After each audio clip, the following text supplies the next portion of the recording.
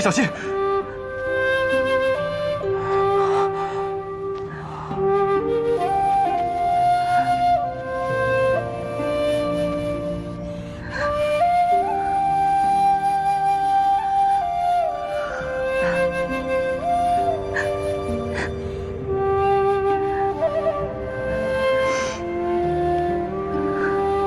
数千年过去了，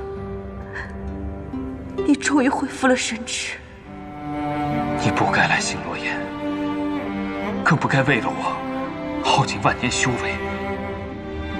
我这样一个罪人，不值得你远离天界，离群索居。天国虽然热闹，没了你，万杯觥筹不过是提醒寂寞。星罗岩虽是寂寥，可有你在，千年不过一瞬而逝。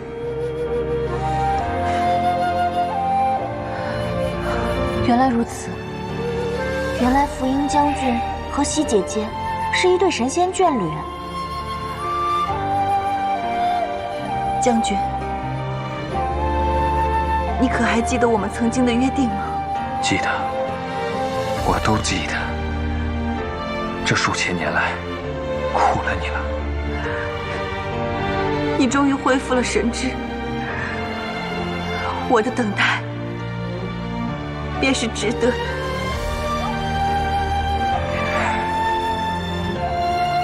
我是因九幽冰魄的寒气入体，这才暂时压制住了体内毒血的流转。恐怕过不了多久，便又要。既然如此，我再陪上你个数千年又有何妨？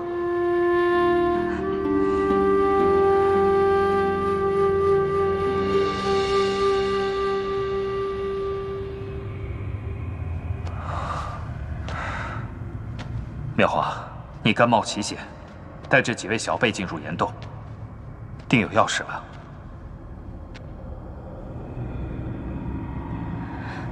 将军，你还记得烈山部吗？当然，烈山部是相助神农补天的上古神医，后来长居流月城中，由于伏羲结界所限，恐怕此刻还漂浮于北疆上空吧。福音前辈，流月城已和魔族同流合污，在人界四处投放了能够稀释人之七情的榉木枝。这100年以来，他们毁掉了很多地方，戕害了数不尽的无辜生灵。不仅如此，他们还杀害了我们的朋友。烈山部被困在流月城中，又怎么会与魔族合作？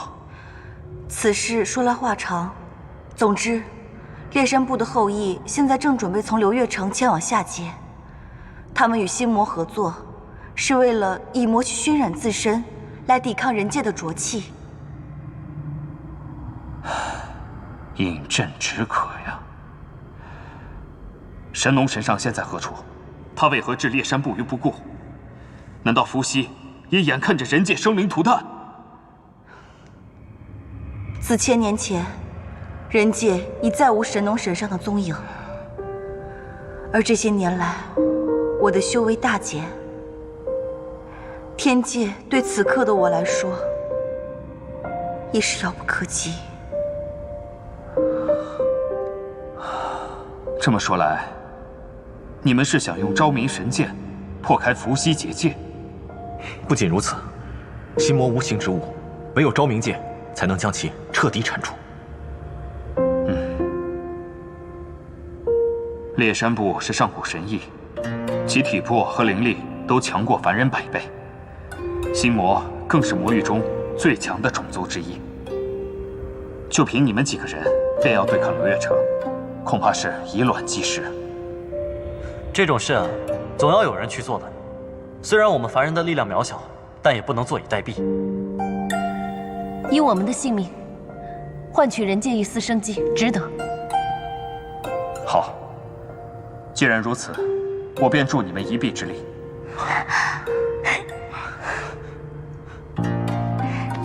多谢前辈。跟我来。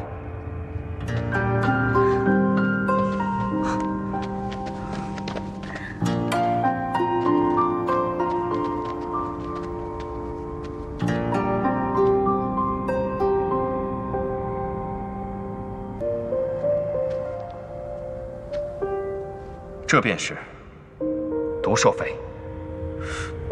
昭明之影就在他的尸骨当中。姑娘，且慢。虽然神农神上的封印使得毒血无法扩散到山体之外，但是兽骨周围的土地皆因毒血浸泡而变得剧毒无比。仙体接触毒血，尚且会变得和我一般凶煞狂躁。你们凡人只要轻微触碰，便会顷刻丧命。我懂得避毒之术，不妨由我为大家取出昭明之影。妙华，你以为我耗尽万年修为，根本无法抵御毒血的凶煞之力？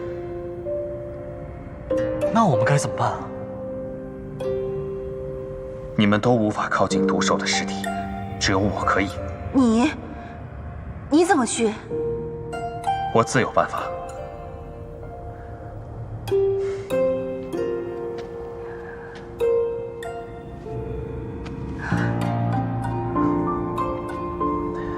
当时没能陪你看迎风花开，想来仍是遗憾。将军，你要做什么？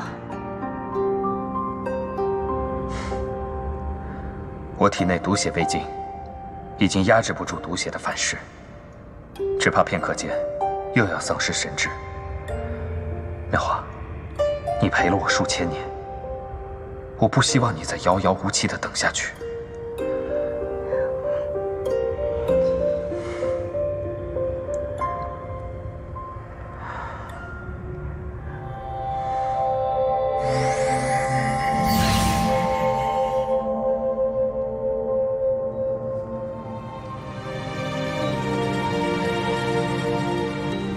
这是迎风花。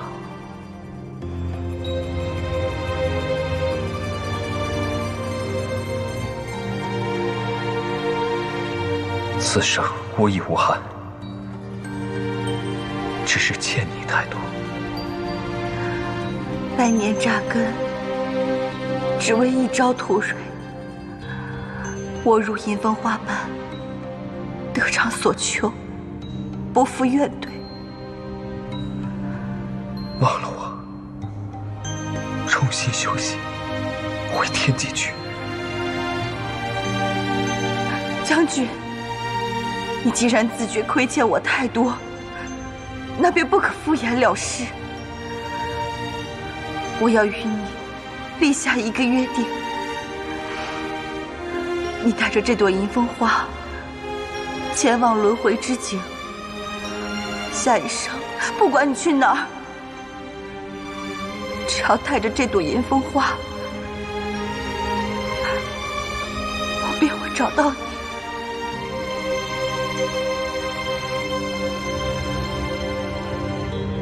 好，我在下一世等你。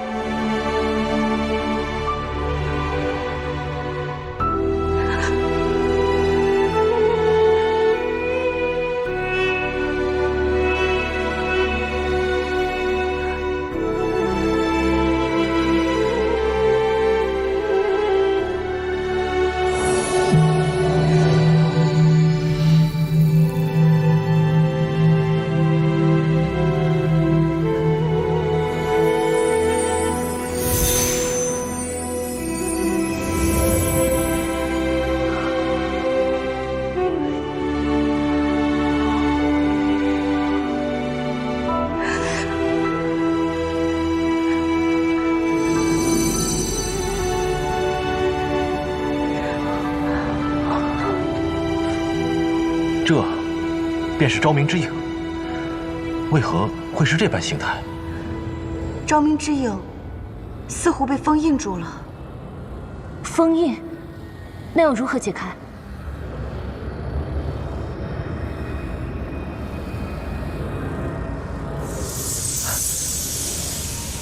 虞姬，虞姬，无意不知，小子，不妨让那个女娃试试。昭明之柄，不就是因她而解封的吗？你说女娃？仙女妹妹？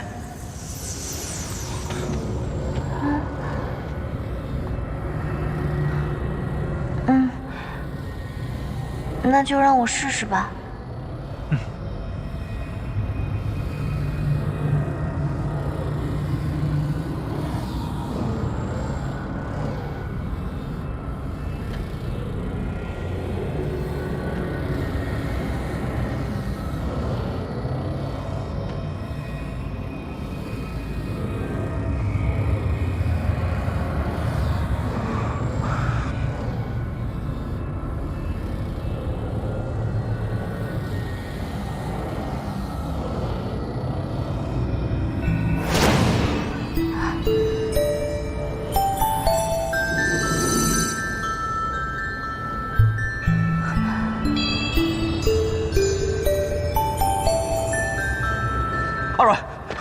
二阮姑娘，二阮姑娘，阮妹妹，仙女妹妹，阮妹妹，二阮姑娘，仙女妹妹，二阮姑娘，你怎么了？二阮姑娘，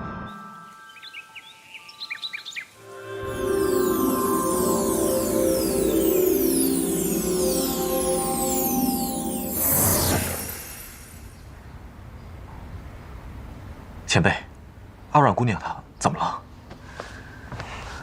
二阮姑娘禀赋清纯，只是她的身体异于常人。异于常人？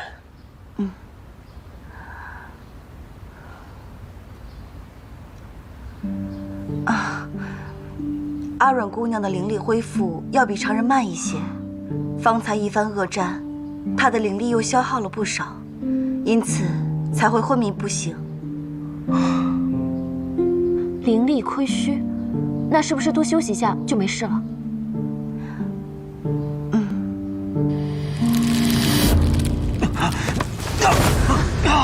一泽，一泽，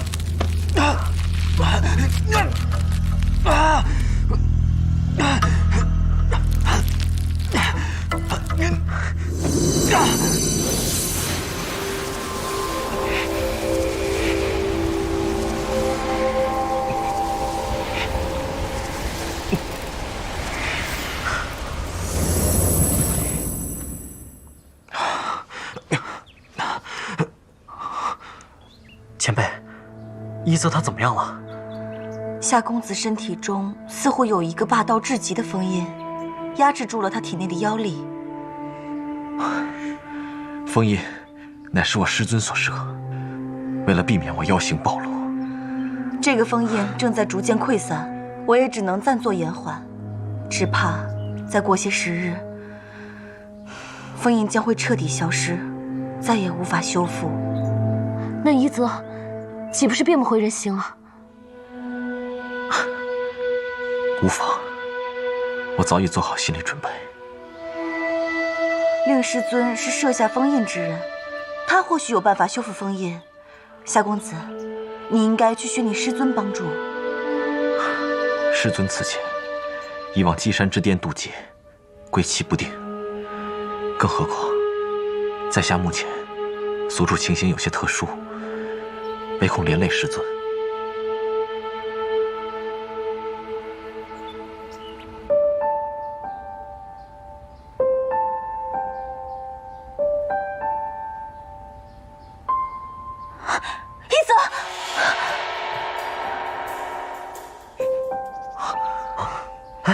仙女妹妹醒了。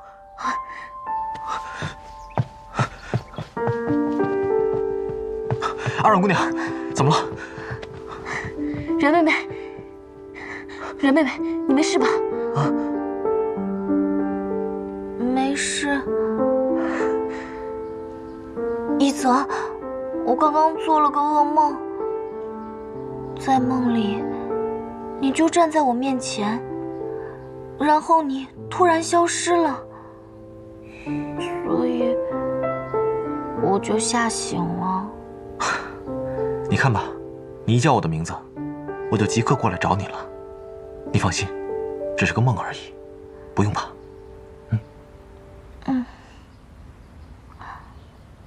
我真是不争气，又让大家担心了。仙女妹妹，你醒过来就好了。你看一泽急的差点连魂儿都丢了。岳兄，慎言。啊，那是我说错了，不只是一泽一个人，我们2个魂儿都丢了。岳兄挺记仇的嘛。就你话多。一泽，我来帮你修复封印吧。且慢，夏公子的封印非同寻常。当初为他设下封印之人，曾经不惜自损修为，在封印中注入了许多白金之灵，而阿软姑娘禀赋属木，你帮她修复之时，金木两灵相克，终致封印失衡崩溃，难以修复。啊！原来是我害了一泽。别说傻话了，你也是一片好心而已。况且，就如阿软姑娘所言，人和妖，就像飞鸟和游鱼，并没有好与坏之分，在下根本不介怀。阿软姑娘，你精神好些了吗？睡了一会儿，有力气多了。我这里啊，种了许多花草，你修木属法术，应该也喜欢花花草草吧？不如我带你四处转转。好呀，刚好睡得一身酸痛，出去走走正好。我陪你。夏公子，你封印破损，现在想必一定很难受，你还是好好歇息一番吧。在下无妨。你现在不好好休息，妄动气血，恐怕会加快封印崩溃之速。好，在下就依前辈所言。阿软姑娘，走吧。一泽，你要好好休息啊。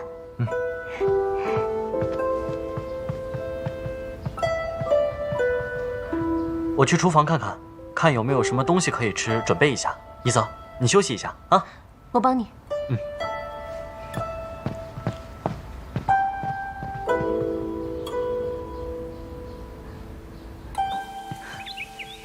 阿软姑娘，你喜欢哪种花草？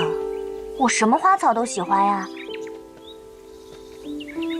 西姐姐，星罗岩浊气很重，你居然还可以把这些植物养得这么好，一定花费了不少心血吧？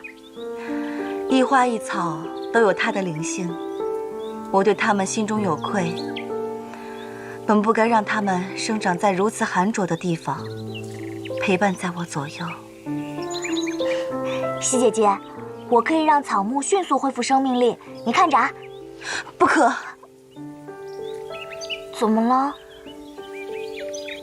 阿软姑娘，你灵力特异，似仙非仙，似灵非灵，不知究竟是何来历？我是巫山神女呀。这……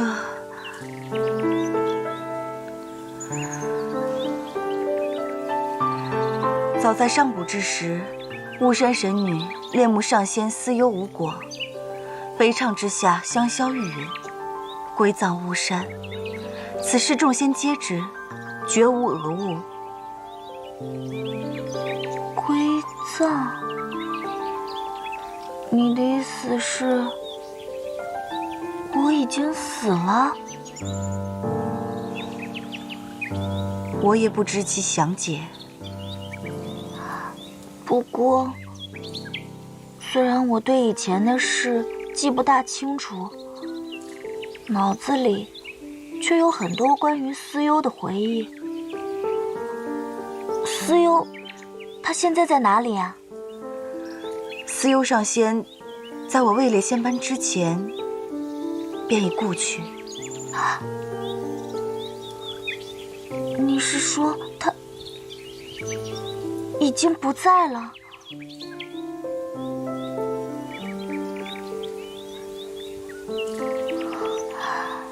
虽然我的脑海里只有一些思忧的影子，一些片段，但是不知道为什么，听到这个消息，我的心里还是觉得很难过。阿软姑娘，我叫你出来，其实是有一要事相告。姐姐，请说。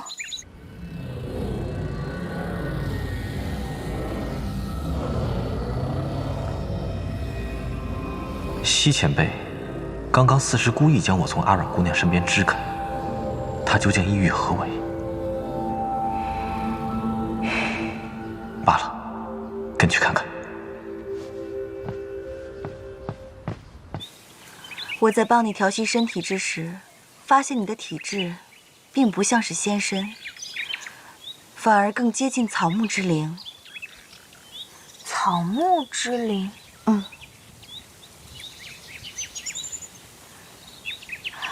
不会啊，如果我不是巫山神女的话，我怎么会有巫山神女的记忆，而且还知道上古时候的事情？这一点，我也百思不得其解。对了，你近日是否觉得时常晕眩乏力？而且最近连吃东西都没什么胃口了，都不像以前吃东西那么香了呢。果然如此。阿软姑娘，从未发现自己身上灵力正在流散溃失吗？灵力流散是什么意思啊？常人灵力便如瀑下水潭，常急常有，往来相继，含有干涸；而阿软姑娘灵力虽精纯强横，却如一只满水瓷瓶，一旦倾倒流溢，便覆水难收。你的意思是，我的灵力无法自然恢复，用着用着就没了？不错，然而又不仅于此。譬如此时此刻，你未动用法术，但你的灵力仍在流逝，只不过其量微小，难以察觉。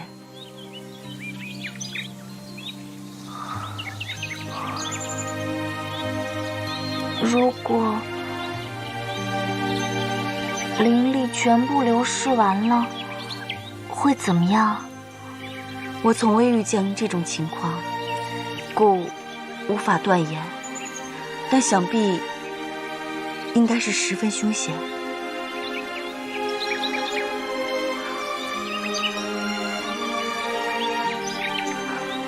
我也不知道该如何安慰阿软姑娘，但这三界之中，花无常好，月无常圆，何曾有谁真的永生不灭呢？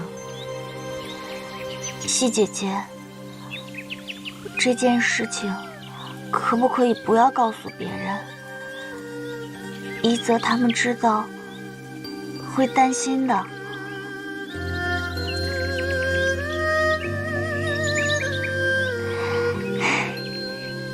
西姐姐，我想一个人静一静。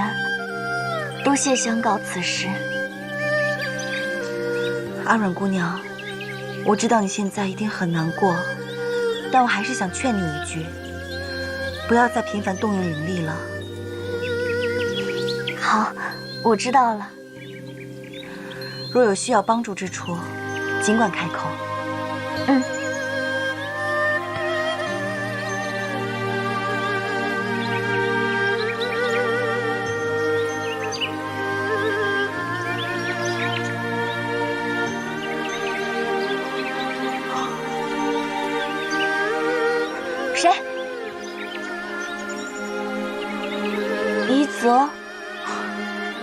阿阮姑娘，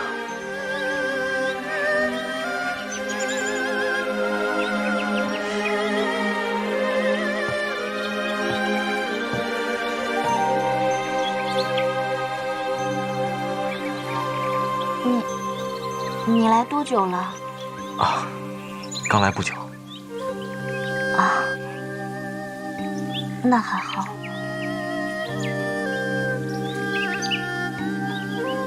一泽，你脸色这么差，是不是身体里的妖力和封印又冲撞了？是不是很难受啊？在下无妨。一泽，你知道自己变不回人形了，心里一定很难过吧？世间妖类，有生而能化人形者，亦有修炼而能化人形者。若在下勤加修炼，再过10年，我或许能重现人形。那如果我分一些灵力给你，再陪你一起找找可以补灵力的草药，是不是就可以加速你的修炼，让你早日变回人形了？阿阮姑娘，你还要将灵力分给在下？我乐意给，你不能说不要。在下何德何能，值得姑娘你如此相待？哎呀，一点点灵力而已嘛，而且我可是神仙，比你们凡人的灵力可多多了。方才你和西前辈的对话，我都听到了。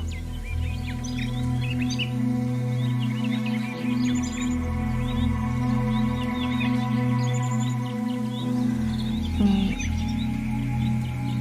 都听到了？抱歉，姑娘，我无心冒犯。那你还来做什么？来看我伤心的吗？明明自己都快要死了，还想着把灵力分给别人，真的很可笑，对不对？不，阿阮姑娘，在那间荒废的破庙里，我曾跟你说过，愿为你承受一切煎熬。如果可以的话，我宁可灵力散逸的人是我。傻瓜。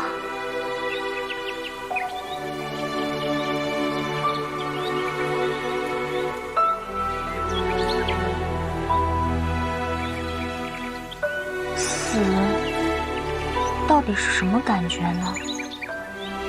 会不会跟梦里一样，会变成一棵水草，没有光，也没有声音，甚至连自己是谁都不知道。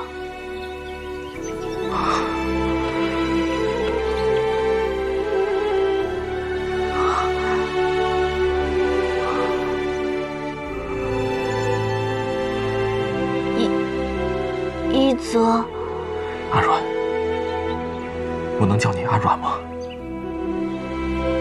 嗯，我向你保证，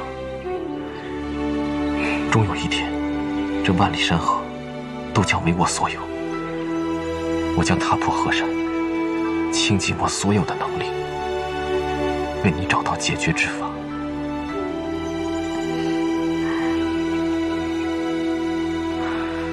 天下之大，总不会毫无希望的。真的，一泽这么大方啊！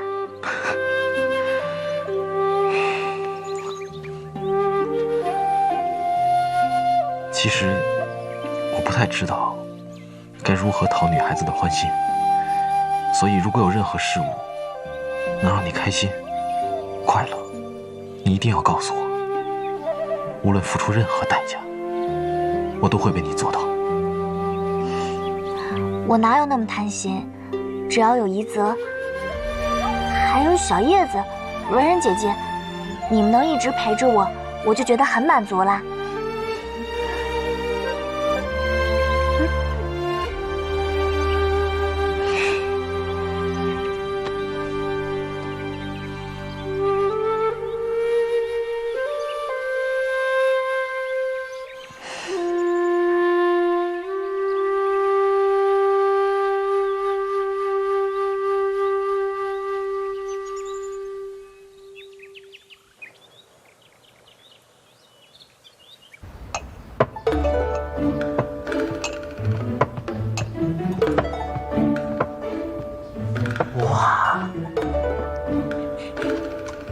哇，文然，好香啊！你果然跟长安那些女孩不太一样。哪里不一样？她们就算不是琴棋书画样样精通，但也最起码懂得针织。可你呢，只会打架、砍柴、做饭。哎，你这是夸我呢，还是损我呢？不过，我就喜欢你这样。又胡说！别人家的少爷不是花天酒地，就是吟风弄月，哪个像你一样，从小呢就是一门心思啊扑在木头上。我看啊，还好是岳伯父岳伯母，要换了别人，早就把你扫地出门了。说起来，文然，你知不知道我为什么叫岳无义啊？大概是因为你小的时候不太像个正常人，所以岳伯父呢才为你起名叫无义，希望你长大以后能够好好做人吧。你这个解释啊，还当真有趣啊。其实呢，老爹从小对我呀，就没有太多的要求，就是希望我普普通通、平平安安、健健康康，所以取名无义，就是说跟别人没有太大的差异的意思。有这么好的爹娘，是别人8辈子都修不来的福分。无义，你就真的舍得这样抛下他们吗？我不是抛下他们，我只是用另外一种方式保护他们。我小的时候啊，一直在想，等我长大了，我一定要成为跟师傅一样厉害的演术大师。可是走到现在，我才知道，在这份荣耀的背后，需要肩负很大的责任。一则变回了妖形，而仙女妹妹屡屡受伤，你更是险些身死。我们为了这份责任，付出了很大的牺牲。所以文人，我们没有回头路可走，我们一定要坚持下去，彻底的铲除流月城，才能对得起所有人。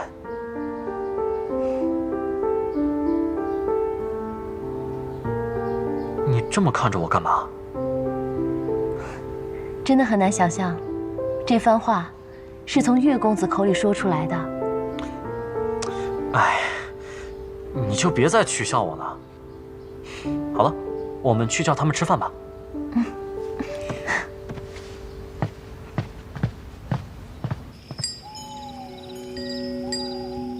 殿下，整个长安城找遍了，仍没有发现风牙仙师的下落。难道连他也死了？仙师法术高深，应该不会吧？那李艳呢？小人也正在查，暂时还没有他的下落。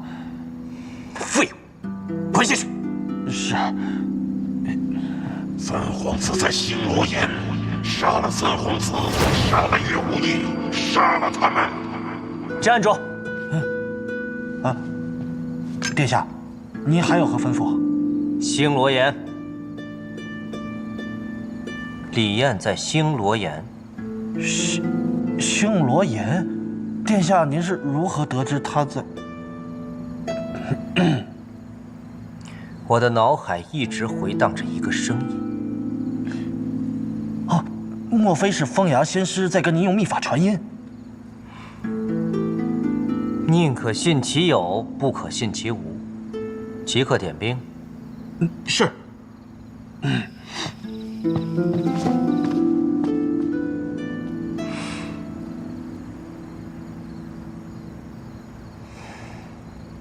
我不要喝汤药了。阿软，阿软，最后一碗了。阿软，来，最后一碗了。我不喝，我不喝，药苦死了，我才不想喝呢。来，这不是为你好吗？来一口。不要过来，阿软，我不喝，我不喝。阿软，就一口。不要过来，不要过来。仙女妹妹，就一口啊！一泽，大清早的玩什么捉迷藏？一泽他非要逼我喝那么苦的汤药，难喝死了，我才不要喝呢。这不也是为你好吗，阿软？不要不要！来，阿软。阿软，文人姑娘，麻烦能否帮忙让一下？阮妹妹，怡泽也是关心你的身体啊。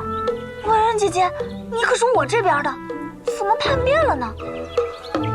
阿软姑娘，我所种的这些花草中，有些是助于滋补调息的，你带在路上，一定要记得服用。阮妹妹，你最近身体不适，是该好好调养，不要辜负了西前辈的一番心意。小叶子，你帮我把药喝了，反正都是补身体的，谁补都一样。你比较虚。胡闹，自己的药自己喝。一泽，你怎么这么坏啊？昨日你还说只要我开心就好的，今日就逼我喝这么苦的药。我，一泽，原来你这么贴心啊！岳兄，啊，好，啊，就当我刚才什么都没说啊。阿软，不是这样吧？你看，哎，这是麦芽糖，你一口气把药喝了，然后再吃颗糖，不就不苦了吗？啊，说的有道理。来吧。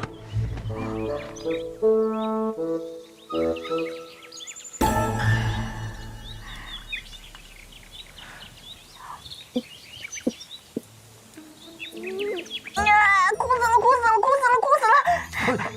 阿软，纸。唉，以前呀是仙女妹妹专治怡泽的冰块脸，现在呀是怡泽专治仙女妹妹的仙女病。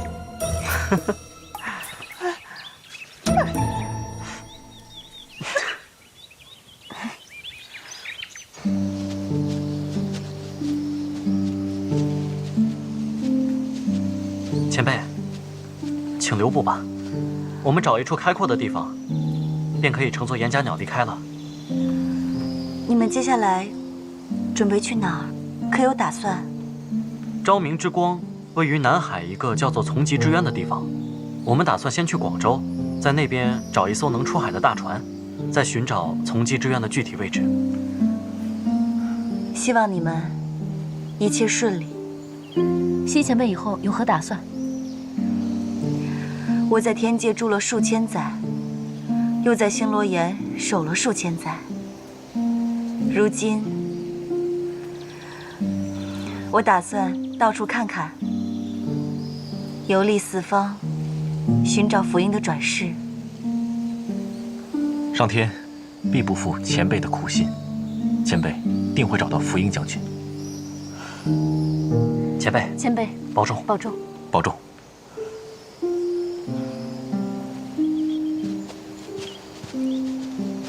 西姐姐，再会。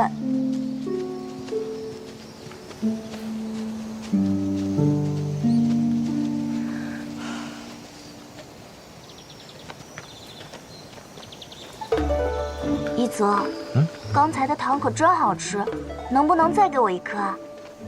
这麦芽糖是在长安的时候买的，也不知道什么时候才能再买到，不如等到下次喝药的时候再吃吧。就一颗吗？一泽不要小气，一泽，就一颗。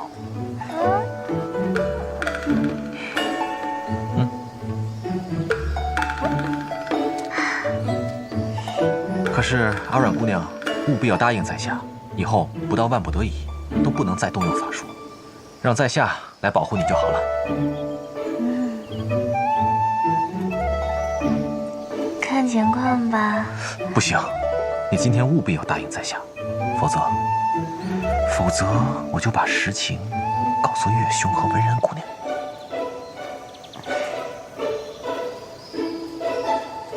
一泽，你居然威胁我！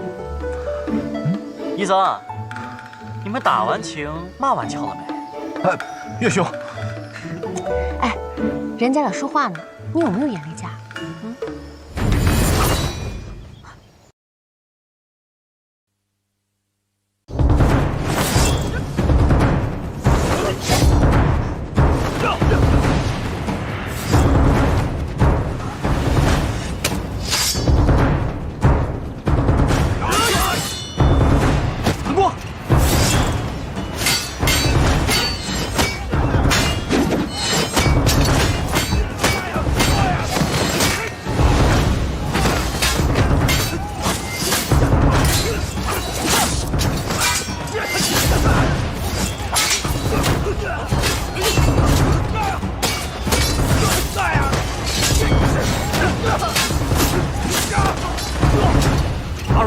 答应过我的，不要出招。那我以后只能帮你们摇旗呐喊了。一泽加油！加油！一泽加油！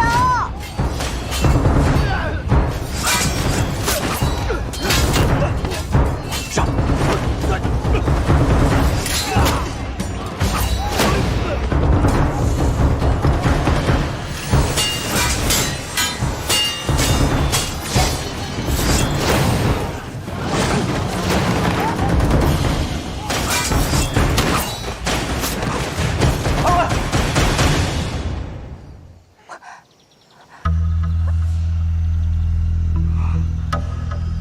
三弟，好久不见呀！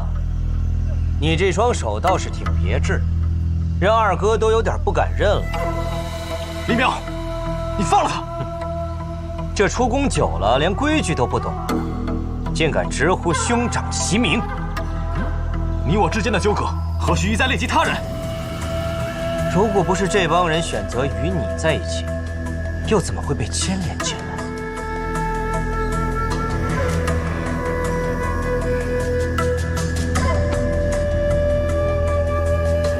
这个小姑娘长得倒是挺美的，怪不得让我的三弟龇牙咧目。李淼，你别碰他！你喊什么呀？吓死我了！三弟，你这副神情，好像在哪儿见过。哦。淑妃娘娘死的时候，你就是这副表情。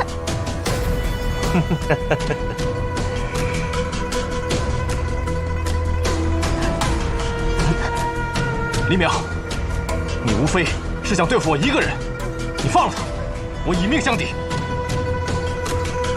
看来这个小娘子与你交情匪浅。一子。不要！要与不要，轮不到你说。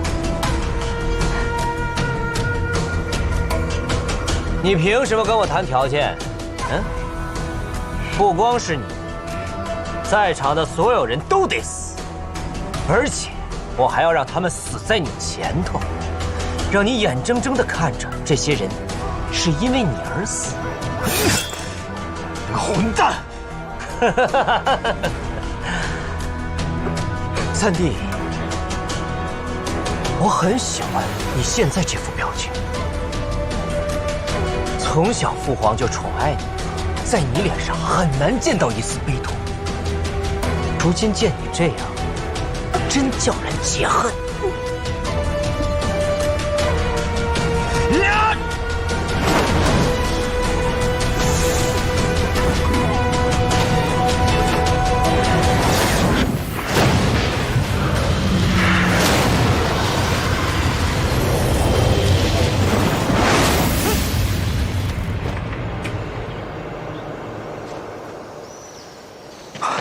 徒儿，拜见师尊。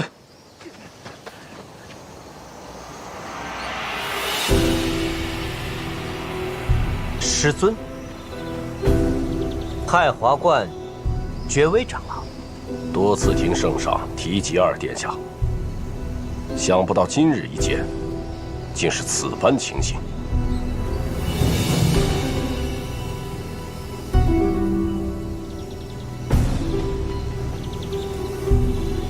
长老，后会有期。走。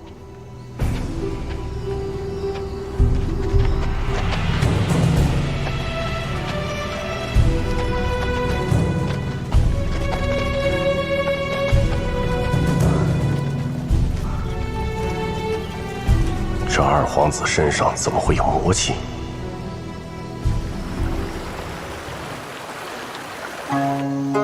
你就是一泽的师傅，我听一泽说起过你。阿软，不得无礼。师尊，数月未见，别来无恙。哼，你眼里还有我这个师傅？弟子知错。那你说说，你错在何处？弟子擅破封印，私自离京，并未及时回山禀明情友，已属触犯门规。既然如此，跟我回太华观请罪。请什么罪啊？一泽说的这些都是迫不得已的。阿软，不可冒犯。晚辈乃百草谷星海部天罡，阿软姑娘心直口快，无意冒犯真人。只是一泽种种行为，却是形势所迫，身不由己，还请真人明鉴。待我领小徒回山，自会评判。尔等皆与太华观无关，可自行离开。你这个师傅做的倒是挺悠哉的嘛。岳兄，一泽被人陷害，3番5次被人围杀，你这个师傅人在哪？他身负重伤，身体被封印反噬，你人又在哪？现在要问罪了，你人来了。岳兄，不得对我师尊无礼。小叶子说的没错，你也看到了，那个二皇子3番5次想要谋害一泽的性命，还有那个皇帝，也认定一泽是个妖孽，他要跟你回了太华观，落到那群人手里，那不就死定了？你认为我会不辨是非，将夷则交给朝廷？你那么凶，我哪知道你是好人还是坏人？师尊，他们3人乃是列徒至教，还望师尊念他们关心则乱，年轻气盛，勿要怪罪他们。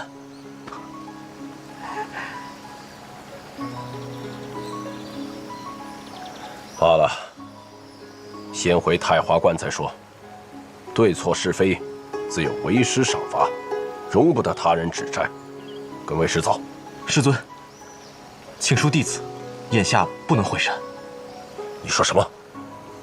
列徒已答应这几位朋友，还有一件十分重要的事情要做。此事不容商量，先跟我回太华观再说。师尊，请恕弟子不能从命。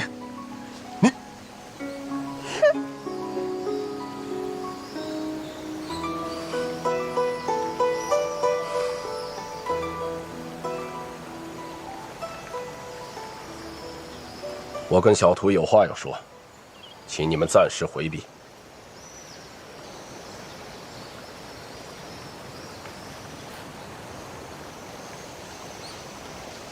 哼，夷则这是什么师傅呀？凶巴巴的，不像是好人。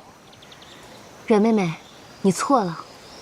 我听师傅提起过，太华观觉微长老，也就是清河真人，不仅修为高深，更是惩恶扬善，心系天下的大好人。你们呀，都别急，把话说清楚，长老就明白了。我怎么瞧着他一副逆骨不化的样子呀？听说太华观和朝廷一向关系很好，说不定清河真人为了避嫌，会把夷则交出去。那不行，我可不答应。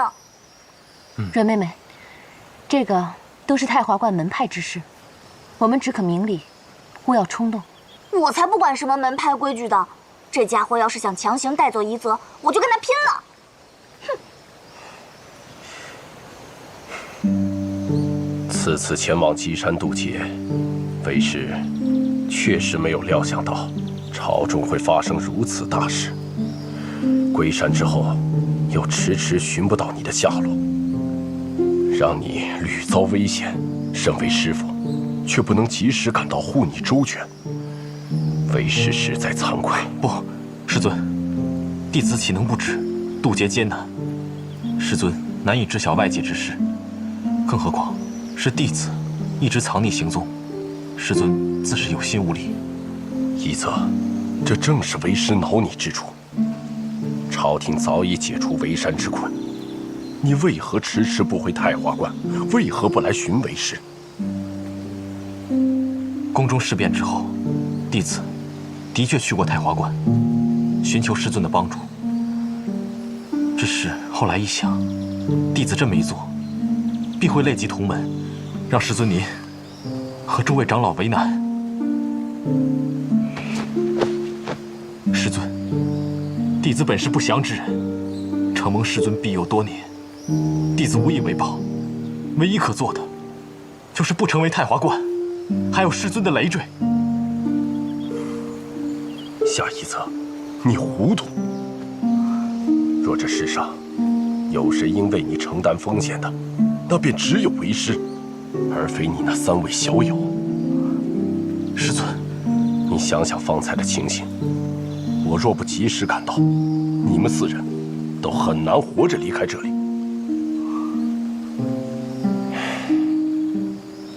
一泽，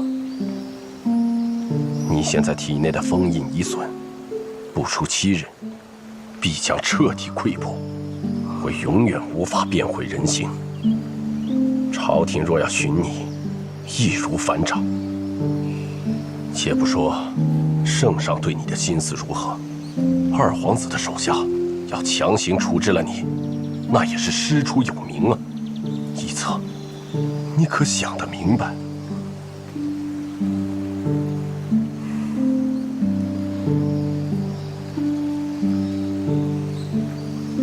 敢问师尊，太华观是否知晓我的半妖身份？朝廷目前只是对外宣称3皇子重伤兄长，私逃出宫，并未揭露你的半妖之身。那师尊呢？师尊，您是否相信弟子并非阴谋弑兄？事发之日，虽然我在千里之外，但我的徒儿无论何时，我都可以以性命担保，你夏一泽绝非罔顾人伦、弑兄求荣之徒。多谢师尊信任。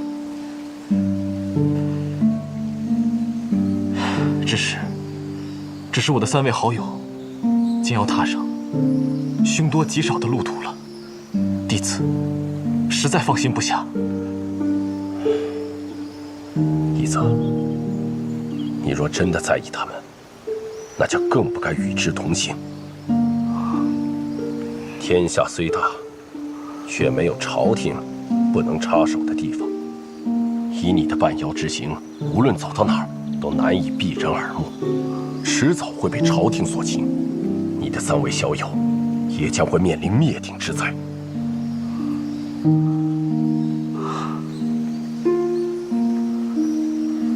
一泽，跟为师回山，太华观定能保你周全。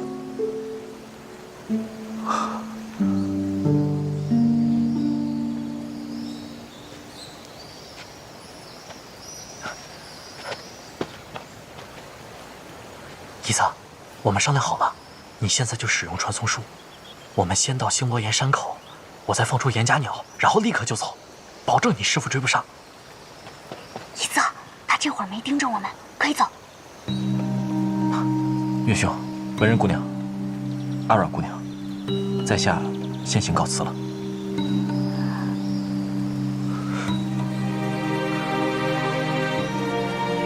一泽，你说什么呢？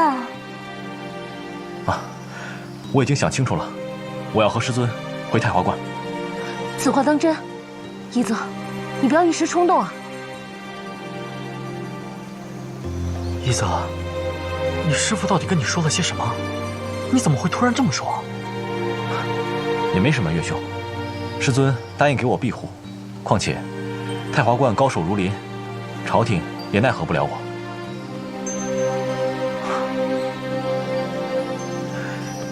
多谢各位一路上对我的照顾，一别无期，多多保重。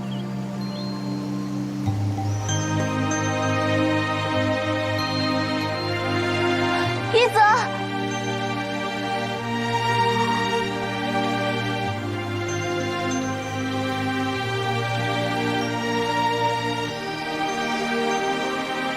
你不是答应过我，要一起解决刘月成的事，要一起去南海安葬淑妃娘娘，还要一起去巫山。你说要亲眼看一看巫山的山水到底是不是像我说的那么美。一泽，你不会骗我的，对不对？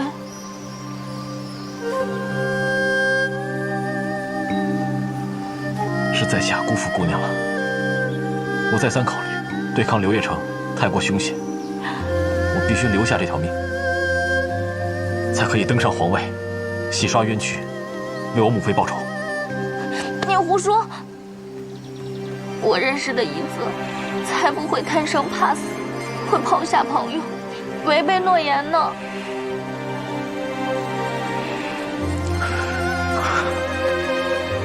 也许是姑娘错看在下了。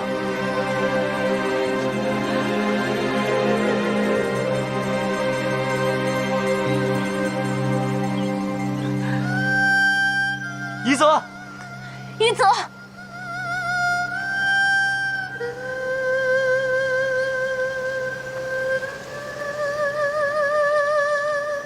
师尊。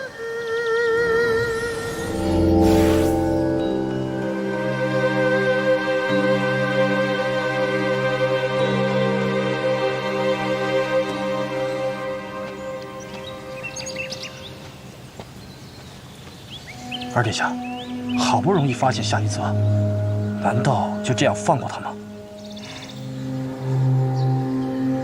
太华观清河真人，道法高深，即便我们所有人加起来也不是他的对手，又何必自讨苦吃？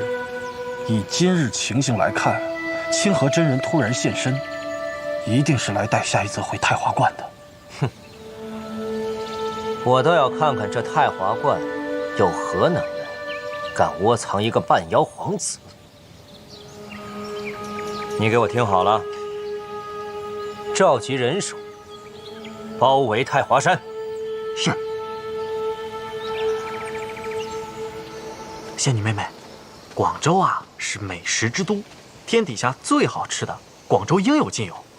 你听我跟你说说啊，有波斯的樱桃，吐蕃的糌粑团，哎，还有漠河的萨其马，那简直是走一路流一路的口水。仙女妹妹这次有口福了。小叶子，我不饿，我现在就想快点离开这里。行了，这些东西到了广州不就见着了吗？哎，要不仙女妹妹吃块糖吧，说不定心情会好一些呢。对啊，吃点甜的东西，心情也会好一点。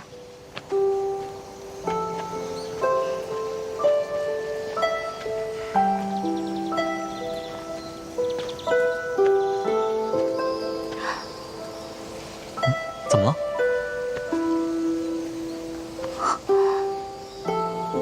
这是……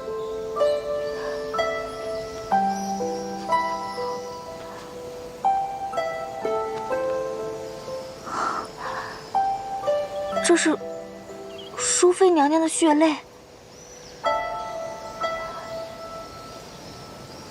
这颗血泪，宜泽一向看得比她性命还重要。他一向仔细保管的，什么时候放在我身上的？难道是宜泽有意留给我们的？这不可能啊！除非宜泽一定有事瞒着我们。走，去太华观，找他问个明白。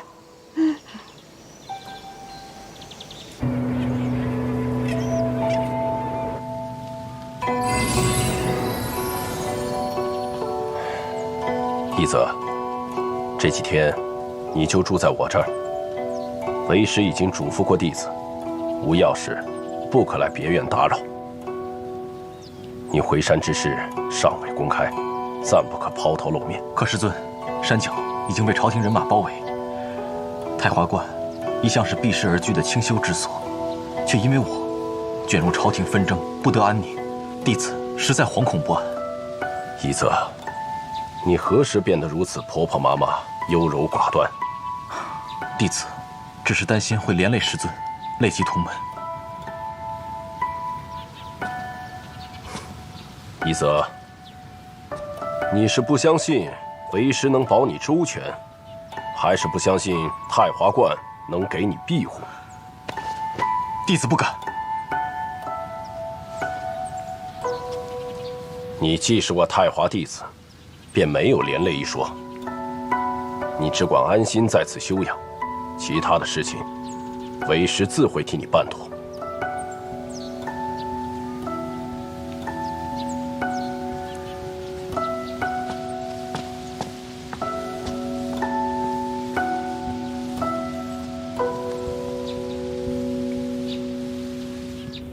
这朝廷再施压，我们也交不出人呐。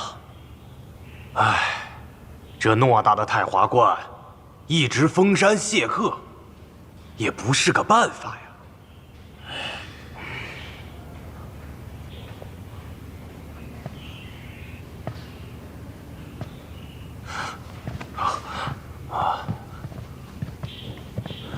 爵位长老，你可算回来了。朝廷又发兵把太华山围得水泄不通，这事我们真是难呐。山下的事，我已经知道了。朝廷可有派人来交涉？暂时还没，可恐怕也就是这2日的事了。朝廷定是冲着三皇子来的，可他并未归山，我们如何交人呢？爵位长老，你可是有了主意？诸位长老，稍安勿躁。我正有一事相告。夏夷则已被我带回太华观。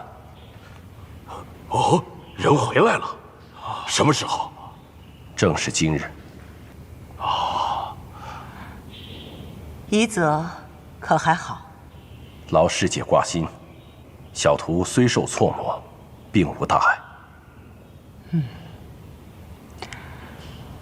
那就好。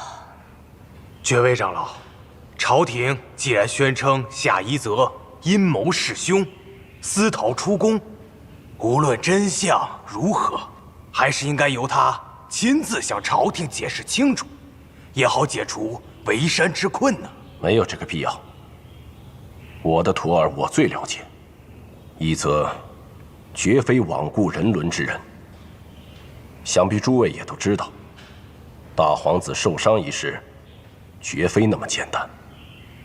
这其中涉及皇储之政，夷则出面，只会令事态更加复杂。爵位，夷则是你徒儿，但他也是当朝三皇子。往大了说，宫中事变关乎国之大事，也关系到江山社稷；往小了讲，他是皇族家事，你我不便插手。于情于理，应该将夷则先交由朝廷才是。元修长老说的在理，太华观和朝廷一向交好，不要伤了彼此的情面啊。诸位长老，容我问一句：夏夷则可是我太华观弟子？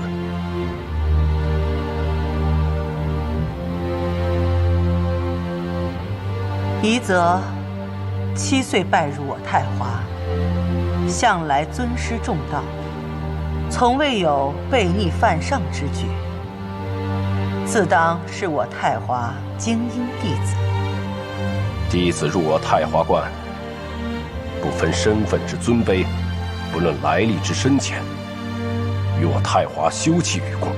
数千年来，我太华观上下一心，尊贤庇护弟子，弟子守护师门，如此代代传承。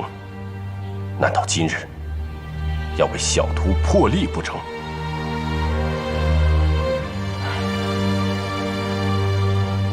爵威长老所言有理。凡入我太华之弟子，与我太华同生死，共荣辱。当今皇子也不例外。那依爵威长老之意，眼下该怎么办啊？隐瞒夷则下落，避免不必要的纷争。朝廷若强行攻山，又该如何？那我倒要看看，我偌大一个太华观，能不能保全自己的弟子？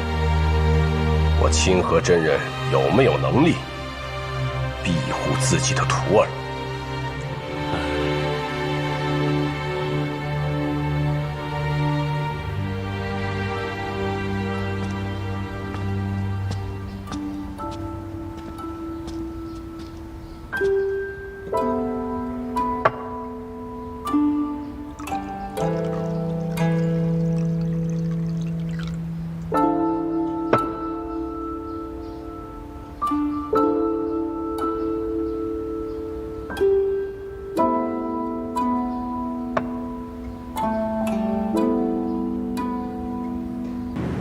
一泽、杜鹃。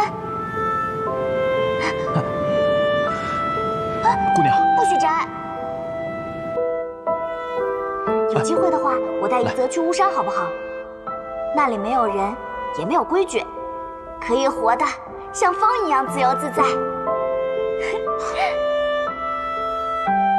阿软，我向你保证，终有一天，这河山万里都将为我所有。我将踏破河山，倾尽我所有的能力，为你找到解决的办法。天下之大，总不会毫无希望的。你胡说！我认识的一泽，才不会贪生怕死，会抛下朋友，违背诺言呢。也许是姑娘错看在下了，对不起，阿软。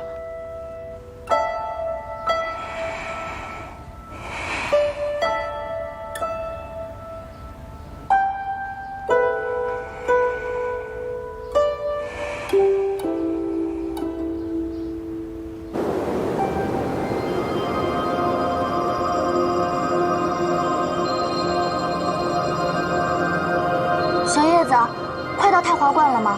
快到了，前面就是。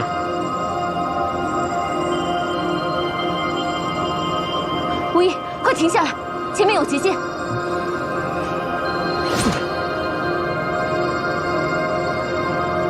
那怎么办？要不我们先找个地方想想办法。好。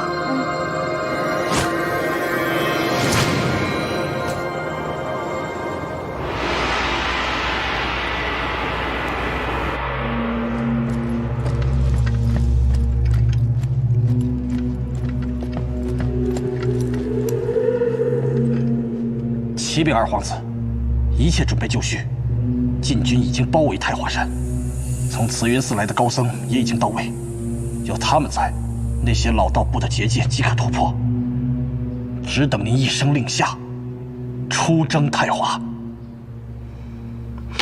好。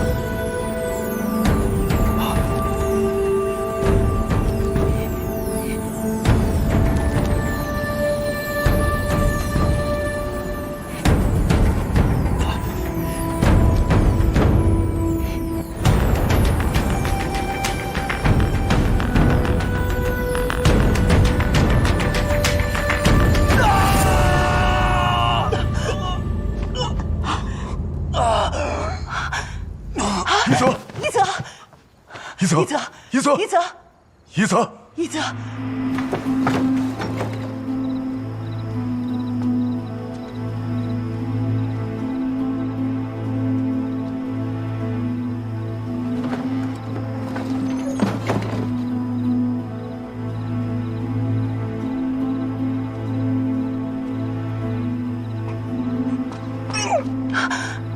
清河，清河，来这边休息一下。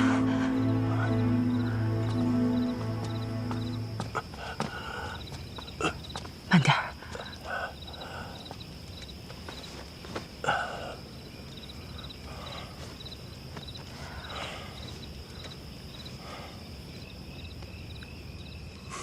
你没事吧，清河？没事，不过是修复封印而已。一泽饱受煎熬也就罢了，为何连你也受到了反噬？一泽体内的封印是由我的白金灵力灌注而成，可是现在他的体内还有一股木属灵力，与我这白金之力相斥相克。本来我想强行压制这股木属灵力，可是一泽的身体却承受不住。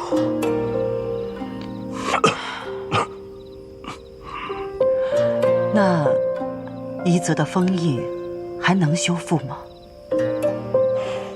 太难了，这道封印已经彻底失衡崩溃。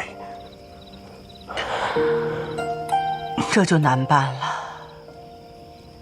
太华观数千长老弟子，知道一泽半妖身份的，不过你、我，还有长期闭关后山的师祖。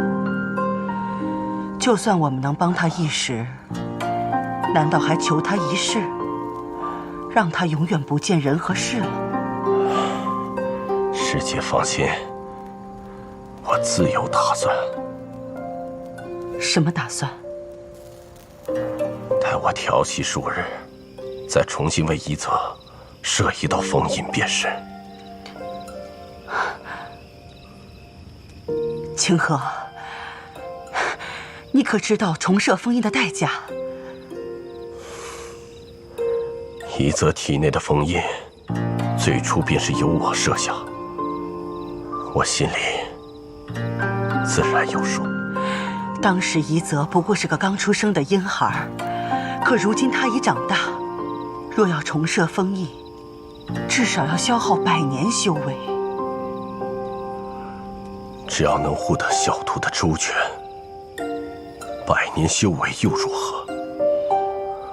不过是日出日落，乌飞兔走的流光罢了。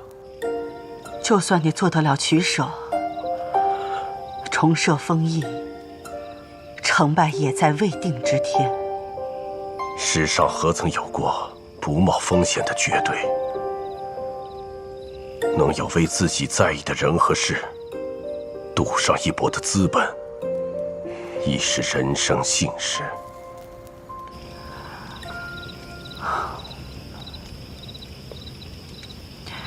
如果你已经考虑清楚，我定当尽全力相助。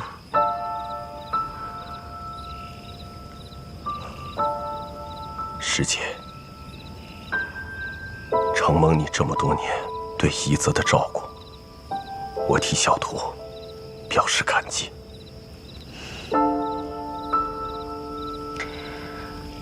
你我之间，若还用这个谢字，那便生分了。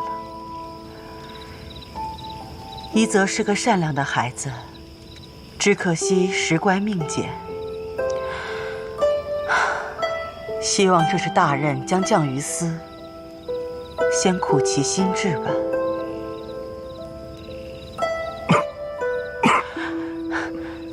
时候不早了，我送你回去休息吧。择日再来看一泽。好，走吧。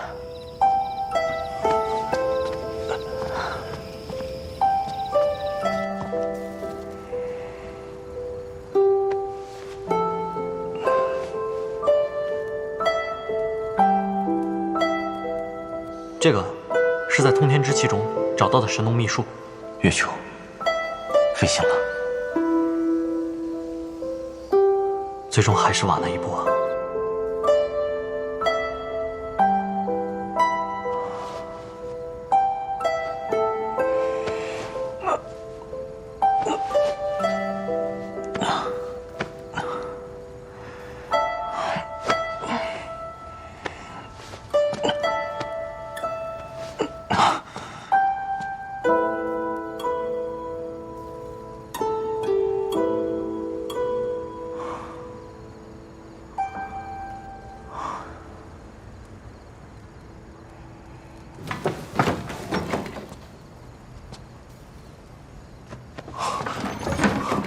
一泽，你身体还虚弱，应当卧床休息才是啊。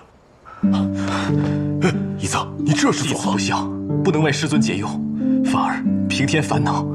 只恳请师尊莫要耗费100年修为，为我这列徒重设封印。一泽，快起来，起来，坐下来。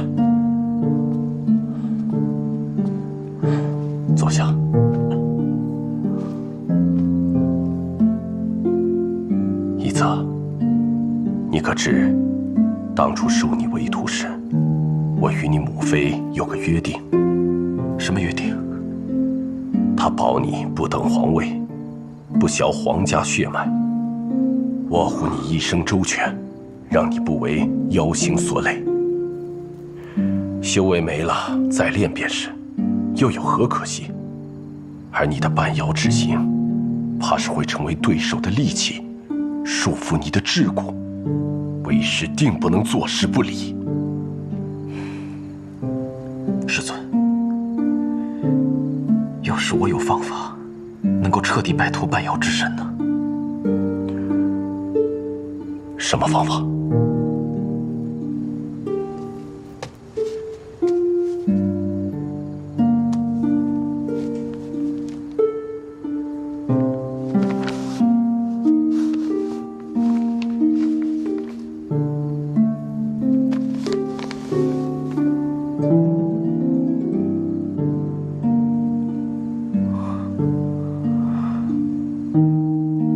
一蛊之术。一泽，这种秘诀，你是从哪里得来的？实不相瞒，弟子是从玄妙观灵虚道长那儿得知了一蛊秘术，于是竭力寻找，最终在谢一大师所制的通天之气内，发现了这捆卷轴。我本想以此救出母妃，可惜还是晚了一步。师尊，可听说过这一蛊之术？为师也只是在太华秘典中读过相关的传说，但是从未亲眼见过。根据秘书所描述，此法需要3位具备半仙之姿的高人施术。弟子恳请师尊成全。一泽，你答应跟为师回太华观，不会就是为了这一蛊之术吧？徒儿不敢欺瞒师尊，这确是其意。除了太华观，徒儿不知去哪儿寻找3位半仙高人。师尊，我不答应。为什么？除了太华观，徒儿不知去哪儿寻找3位半仙高人。师尊，我不答应。为什么？一泽，你可知道这一蛊之术的代价吗？背离伦常，逆天而行，必须要付出代价。徒儿心里并非没有准备。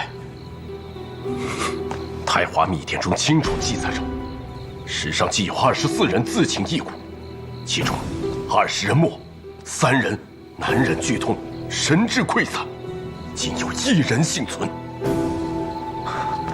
已有1人，便不算全然无望。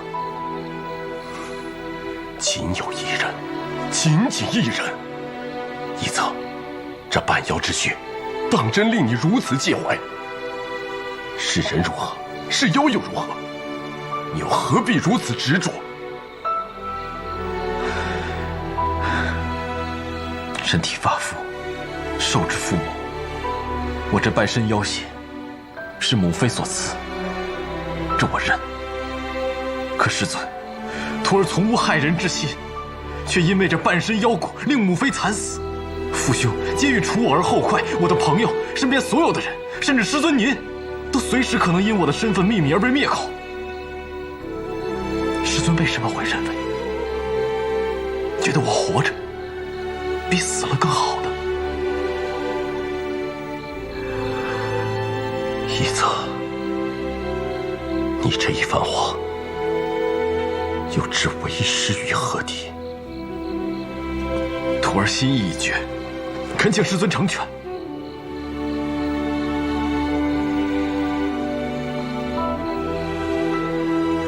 此事多说无益，我绝不会答应。师尊，师尊！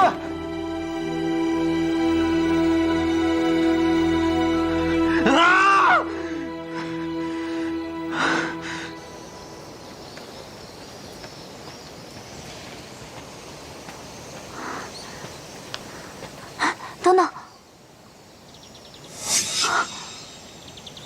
这是结界？没错，但这和百草谷外的辟妖结界不一样。这道结界，无论是人和妖灵，都无法通过。太华观作为名山公观，常年香火鼎盛，按理说不该设有结界的。难道是为了拦住朝廷的人？看来，太华观还没有交出一则，他暂时没有危险。太好了。可是，那我们该如何上山呢？结界是由灵力交织形成的保护盾。我们沿着边界走，说不定能发现灵力流动的薄弱处，或许能强破一道口子。啊，好，那我们快走吧。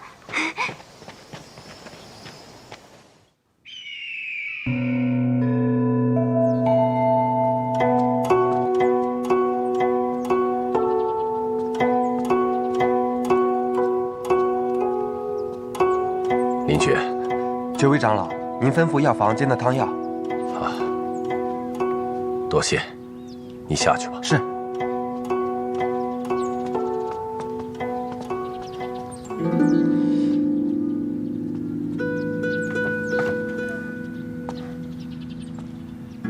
师伯也不像是生病了呀，神神秘秘的，也不让人进。这药究竟是给谁喝的呢？不孝徒儿，望师尊成全。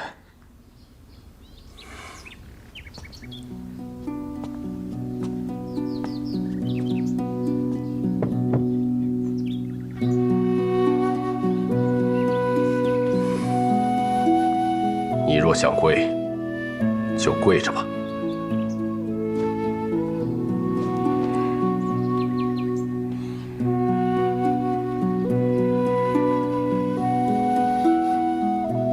下一则，你答应跟为师回山，这样，即便死于一蛊之术，你那3位小友也不会知晓。这一番苦心筹划，真真切切在为他们考虑。可是，你考虑过为师的感受吗？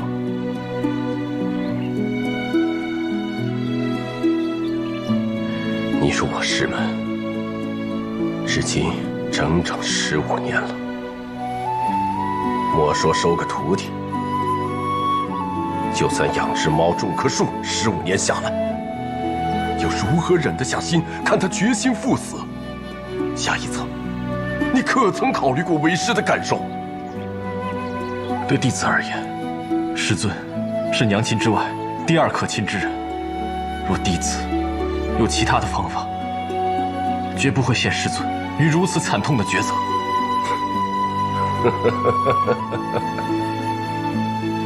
当年为师带你入山，只不过是受人之托，忠人之事。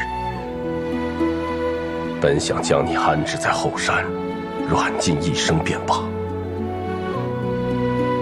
然而，你确实是个好孩子，聪明勤奋，心怀善意。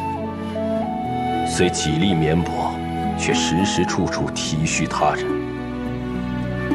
也怪为师心太软，在不知不觉中教了太多本不该教你的东西。要是你庸庸碌碌、狼心狗肺，或许倒比现在快活。当年弟子苦求师尊传授技艺，便是为了一旦山灵崩能凭手中之剑维护娘亲，却不曾料得事到如今，弟子竟成为刺向你们的利剑。所以你就急于自行了断。早知如此，真应该将你安置在后山地里，软禁一生便罢。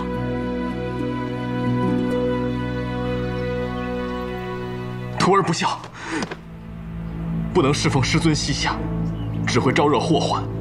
如果师尊依然狠不下心为弟子忆苦，则请将弟子囚禁在后山一生，避免把柄外露，太华观与朝廷交恶。夏一泽，你真是不知好歹！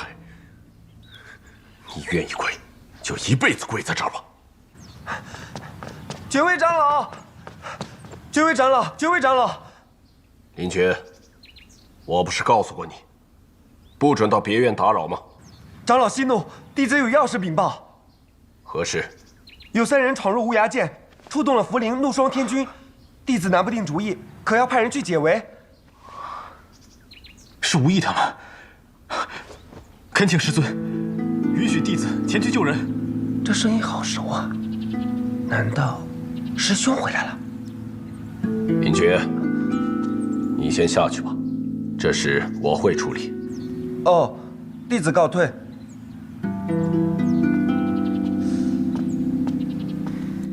怒霜天君是由南薰真人以真气注入灵符而成，刀枪不入，法力强悍，无疑他们如今十分危险，恳请师尊允许弟子即刻去救人。一泽，山妖结界并非牢不可破，否则他们3人也闯不进来。万一要是朝廷眼线已破结界而入，你此番形态前去，不怕暴露了身份吗？弟子。再有，见到那3位小友，你打算如何应对？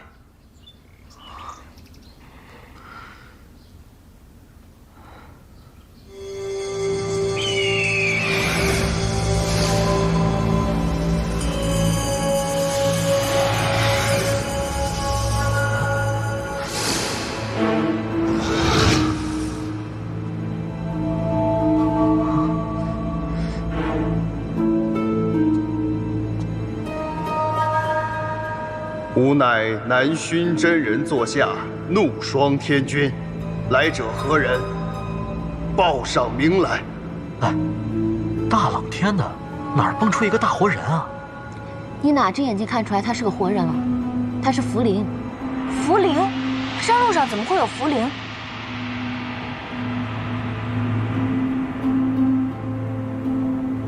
喂，干嘛一直盯着我看？门下弟子无字号，擅入无涯剑者，须得擒下。什么？什么字号？你说清楚，说不定我有呢。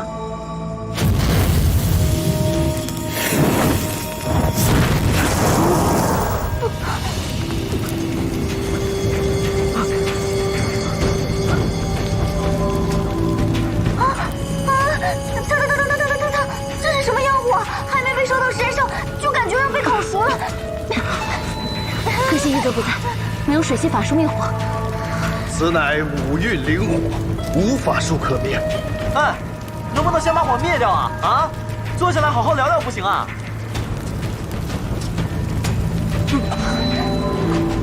又给我装聋作哑！哎，没办法了，我强冲出去吧。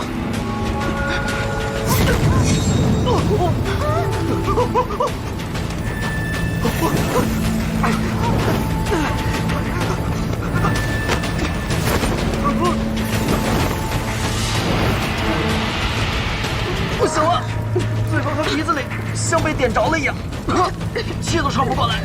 快，用衣物掩住口鼻。没办法了，赌一把吧。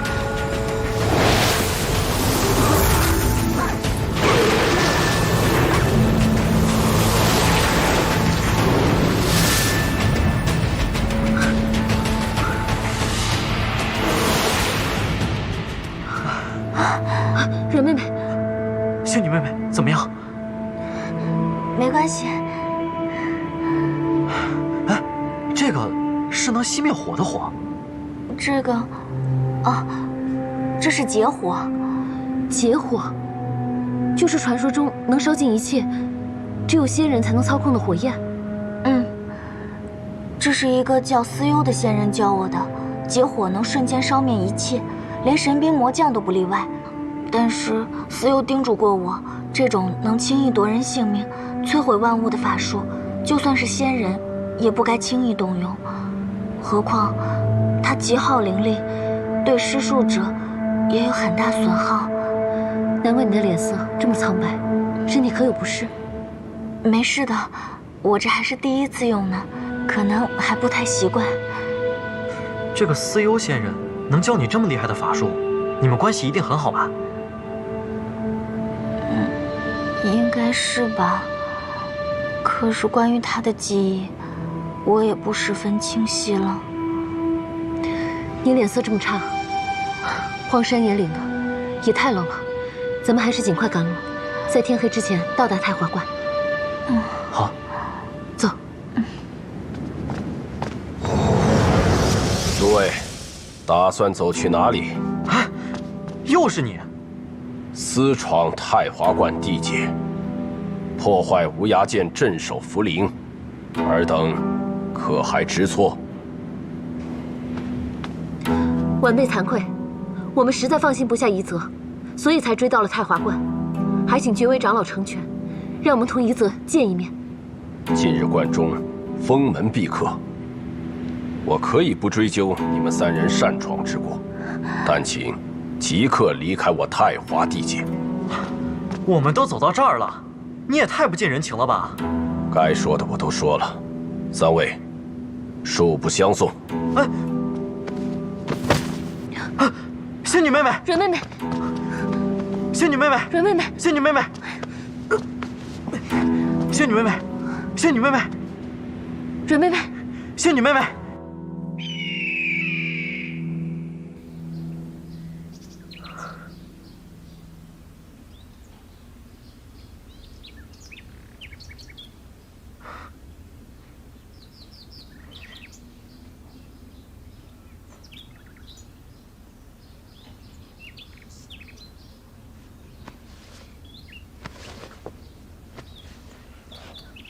绝微长老，仙女妹妹她怎么样了？暂无大碍，只是耗灵过度所致，好生休养2日，应该就能恢复。耗灵过度，是因为结火吗？结火，是传说中上仙思幽的绝门法术吗？阮妹妹说，结火极耗灵力，要不是为了保护我们，她也不会轻易动用。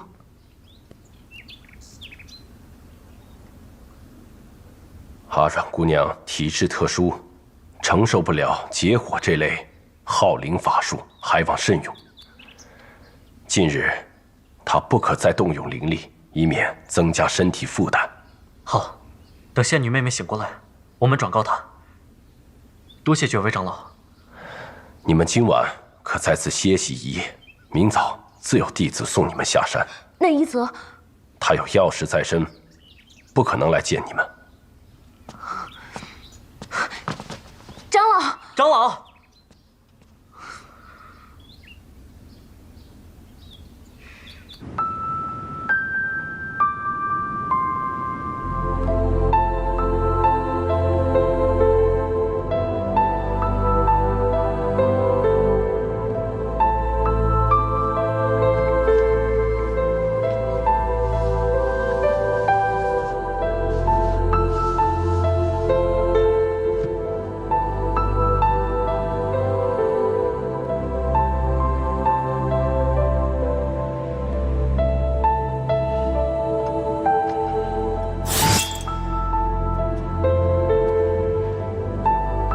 这可是师姐新铸造的秋水剑。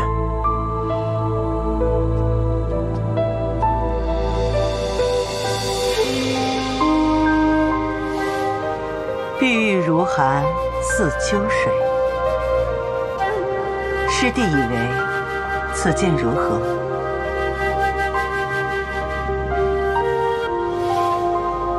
师姐铸剑已然登峰造极，让人望尘莫及呀。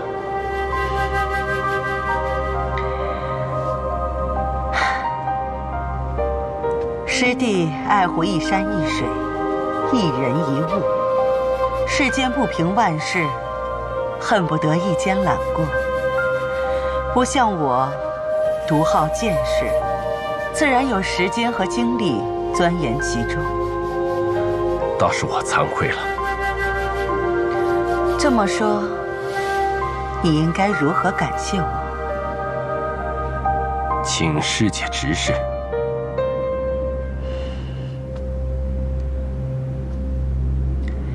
你徒儿的那3位小友，大闹无涯涧，毁了我的灵符。居然，你还收容他们入观，留宿空翠亭。你说，我若是把这件事告诉师祖，他会不会罚你3年的禁酒令？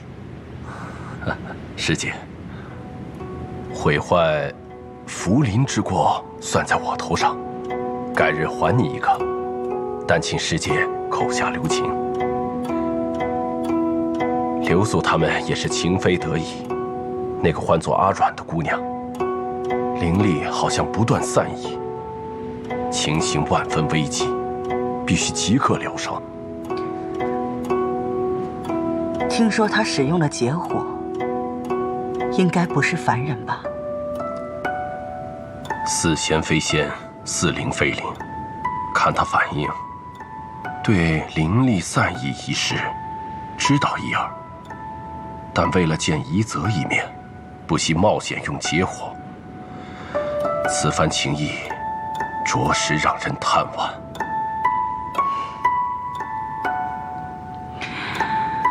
师祖说得好，你这个人啊，天生就该去吟风弄月，醉生梦死。来修什么仙？处处容情，处处用心。你的心思都在别人身上用尽了，哪还有余力渡劫成仙？也难怪那日听闻朝中事变，你放弃渡劫，赶回太华观。师姐，我又何曾想过要真的成仙？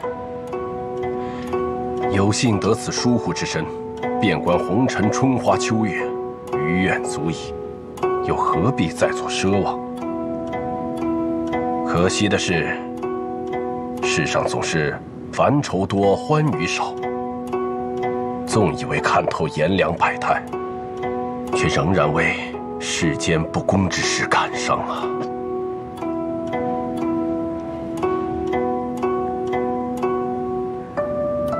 夷则那儿可是出了什么事？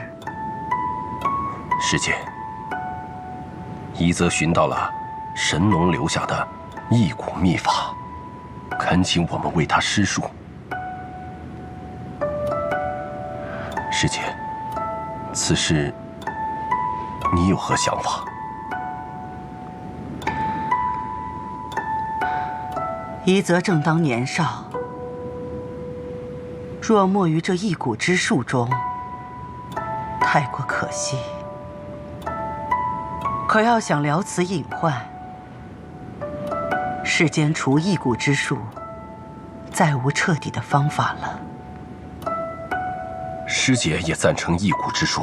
不，我不赞成，也不反对。我只是觉得这件事情与我们无关。夷则的命运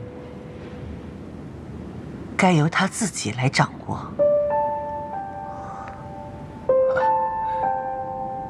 跟师姐相比，我是个俗人。我想了又想，总觉得他活着比死了要好。空泛的不谈，我们就谈俗事。纵使太华观能容得下他这半妖之身，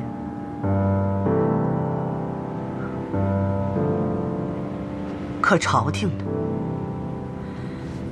此时已将太华观团团包围，就算一时半会儿不敢强攻，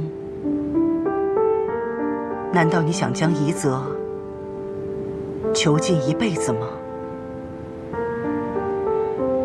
他日若我俩先去，谁又能庇护他一生一世？何况在这寒山之巅，战战兢兢，苟活一世，难道不是生不如死？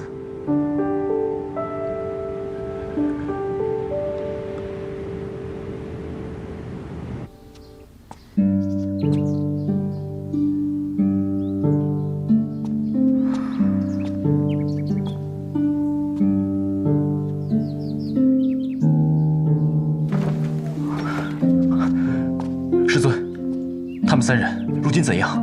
可还安然无恙？如此担心3位小友，不如前往空翠亭见上一面。师尊，把他们收留在太华观，见或不见，你自己决定。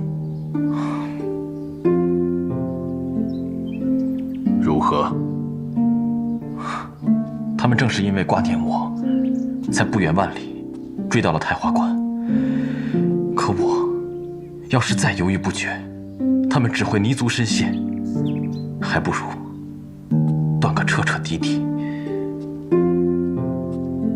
一则，若这次你殒命于异谷之术，却未能见他们最后一面，会否有遗憾？师尊，答应为弟子一骨了。你先回答为师一个问题。弟子定直言不讳。活在世上20余载，有朝一日，生命走到了尽头，身边没有亲人关怀，没有朋友陪伴，像一片枯叶，一抹尘埃般孤零零死去。下一则，你当真准备好了？师尊，弟子曾经被人诅咒，所求永不可得，所赠如影随形，众叛亲离，一世机灵。当时弟子当真没有半点惧惮，因为我的人生从一开始不就注定是这般下场。可弟子如今却真真实实有些后怕了。自从遇见了阿软、月兄、文人姑娘之后，我竟慢慢地发觉自己对未来也开始抱有好的期待。这一路上，我无数次身陷绝境，心里总有一个声音在说：不要认命，不要绝望，福祸由天不由我，但我命由我不由天。所以师尊，弟子想一骨并非要寻死，而是想跟命运再搏一次。也许有一天，我也能成为一个没有负担的人，不再拖累自己身边的好朋友，能够潇潇洒洒尽兴而活。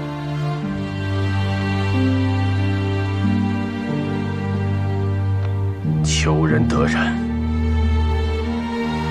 为师可以成全你。徒儿谢过师尊。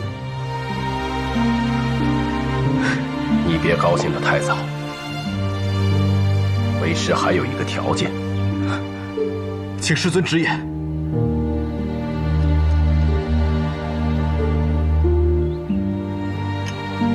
明日你带此剑前往后山秘境，找到温流。若能顺利折返，为师便答应你。弟子明白。你不问我，为何让你去？无论为何，师尊定是为了徒儿考虑。若连此等历练都无法通过，即便为师替你一骨，也与送死无甚区别。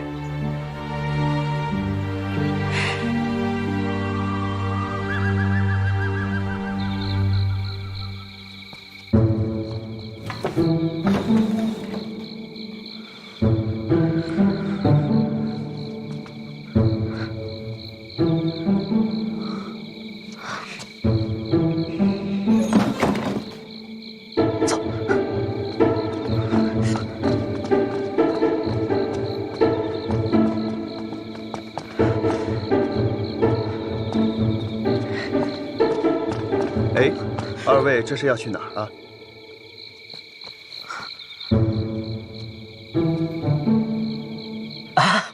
啊，我们就是出来转一转，啊，呼吸一下新鲜空气。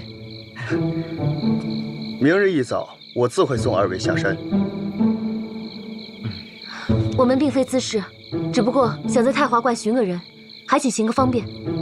抱歉，在下受长老之命，只管看守，不问其他，所以二位还是不要再白费力气了。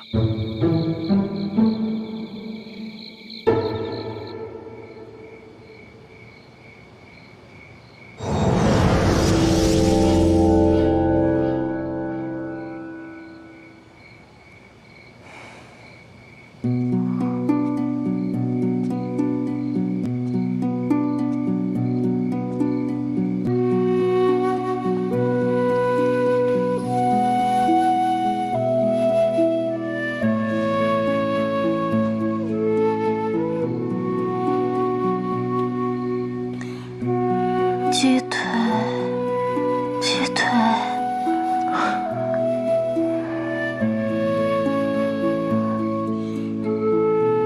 阿让心无城府，不计繁丑，无论经历何种错磨，大概最终只会记得开心的事。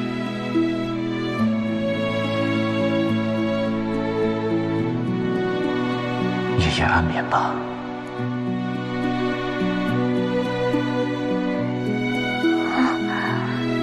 小笼包、桂花糕、小仔饼、一泽，我把好吃的都给你，你别走，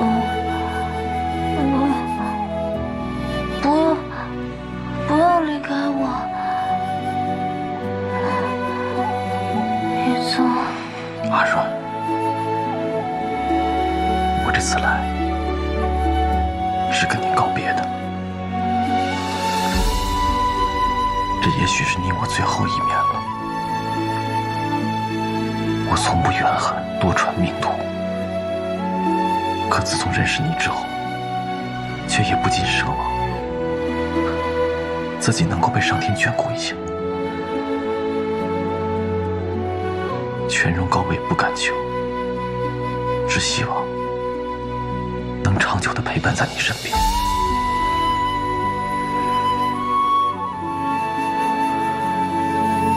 不论这次异故结果如何，我总算尽过力了，不负远对。阿软，你一定要好好的生活下去。天下之大，定有能解决你问题的方法。但你要答应我，在这世上的每一天、每一时、每一刻，都要开开心心而活。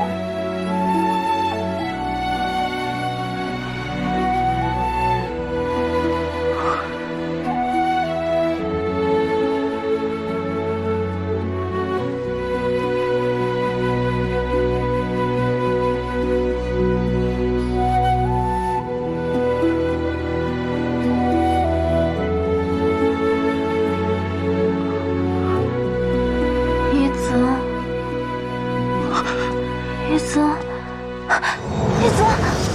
真的是你，一泽，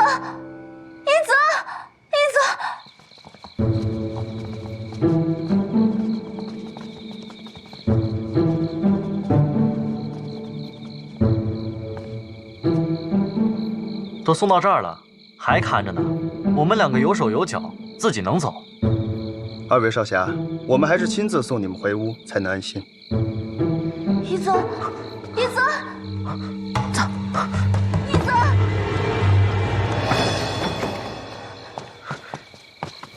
任妹妹，仙女妹妹，任妹妹，一泽，任妹妹，一泽，他刚刚来过。什么？一开始我还以为在做梦，等我意识到真的是他，他就传送走了。这小子还算他有良心，知道来看仙女妹妹。他偷偷来过，这么快就走了？明明都来了，为什么不说一声？我想，一泽一定有他的苦衷吧。什么苦衷？我愿意听他说。哪怕他真的想当皇帝，觉得我们是他的累赘，但只要他亲口说出来，我也就甘心了，无憾了。仙女妹妹，你放心吧，夷则我一定帮你找到，让你问他个明明白白。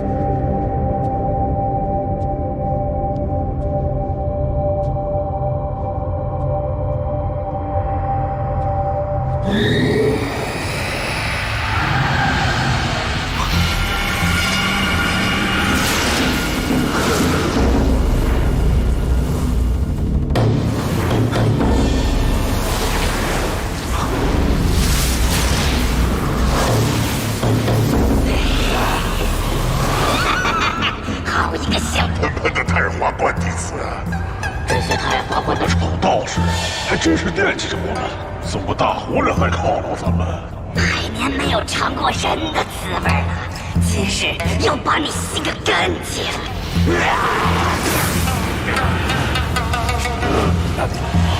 温流在哪儿？你要找温流？他在哪儿？小子，你莫非嫌命太长了吗？你若不嫌命长，便回答我的问题。半人半妖，半妖半人。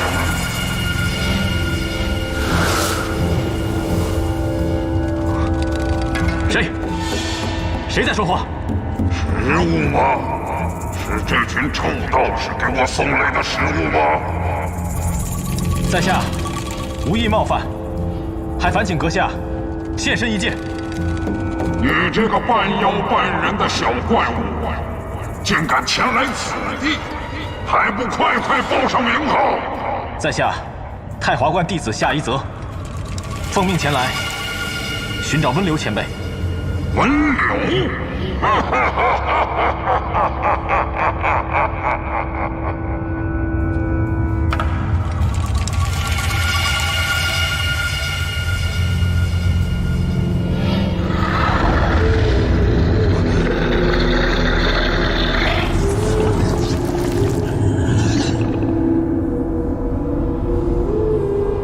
小家伙，找我来做什么？来给我3眼凤不成？你是温流？你是妖？不然你以为呢？你既是妖兽，也是镇守秘境的守卫。这有何奇怪？我倒想问问你，太华观已除妖立身，为何会收你这只半妖入门？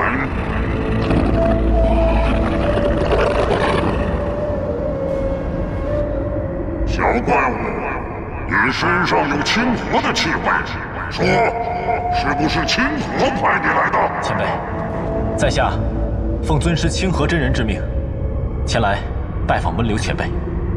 我呸！但凡身上有一滴妖血，那一辈子是妖。清河老道一向自视甚高，不愿与妖同流合污，怎会收一个半妖为徒？莫要信口雌黄！你敢在我面前撒谎！前辈，在下的确身负妖血，有无恩师清誉。然数10年来，师尊均与在下师徒相待，从未介怀在下血统。前辈，在下所言皆是事实，并且有这把断剑为证。